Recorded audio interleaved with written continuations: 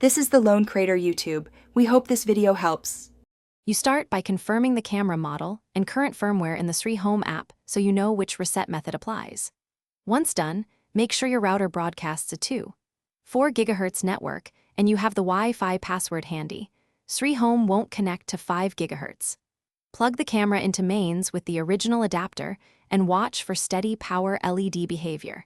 This ensures the device has enough power to complete the reset sequence without interruption.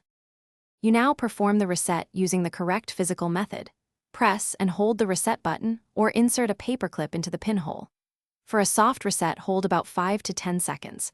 For a full factory reset, keep it pressed 15 to 20 seconds. Release when the LED changes pattern, usually rapid blinking or alternating colors, because that tells you the camera erased settings and entered pairing mode, which is necessary for reconfiguration in the app. Once the camera indicates pairing mode, open the Srihome app and choose Add Device. Select the 2.4 GHz SSID and type the Wi-Fi password exactly, then follow on-screen prompts.